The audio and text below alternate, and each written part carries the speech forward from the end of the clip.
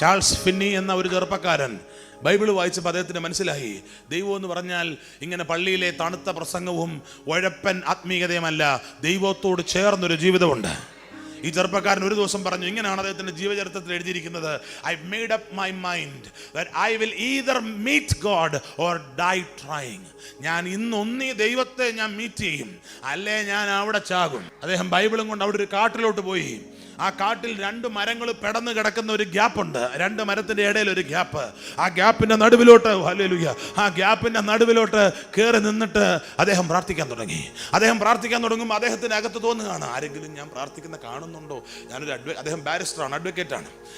ഞാനൊരു അഡ്വക്കേറ്റ് അല്ലേ, നാണക്കേടല്ലേ? അദ്ദേഹം കുറച്ചു നേരം ചിന്തിച്ചപ്പോൾ അദ്ദേഹത്തിന്റെ ഉള്ളിൽ കർത്താവ് പറഞ്ഞു, ഡാ, മനുഷ്യരുടെ മുമ്പിൽ നിന്റെ പ്രാർത്ഥന കാണിക്കാൻ കഴിയാത്ത നിന്റെ പ്രൈഡ് നീ കളഞ്ഞാൽ നീ എന്നെ കാണുമെന്ന് പറഞ്ഞു. അദ്ദേഹം പറഞ്ഞു, ദൈവമേ എനിക്ക് നിന്നെ വേണം. അദ്ദേഹം നിലവിളിച്ചപ്പോൾ അദ്ദേഹം പറയുന്നത്, waves of glory came upon me. ഈ ചാൾസ് ഫിന്നിയെ കുറിച്ച് പറയുന്നത്, അദ്ദേഹത്തെ ചുമ്മാ കണ്ടാൽ ആൾക്കാർ പാപബോധം വന്ന് താഴെ വീഴുമായിരുന്നു. ഞാൻ ആകുന്നു എന്ന് യേശു പറഞ്ഞപ്പോൾ അവിടെ നിന്നവര് തെറിച്ചു വീണെന്നൊരു വാക്യം വായിച്ചിട്ടുണ്ട്. There is power that your body cannot contain. നിന്റെ ശരീരത്തിന് പിടിച്ചു വെക്കാൻ കഴിയാത്ത പവർ ഉണ്ട്. ഇങ്ങനെ കാണിച്ചാൽ തീരുന്നത് നല്ലത്, നിന്റെ ശരീരത്തെ മുഴുവനും, ഓ ഹല്ലേലൂയ, ഇരുന്നിരുന്ന ഇടം കുലുങ്ങിയാൽ ഇരിക്കുന്നവനെ കുലുക്കത്തില്ലേ?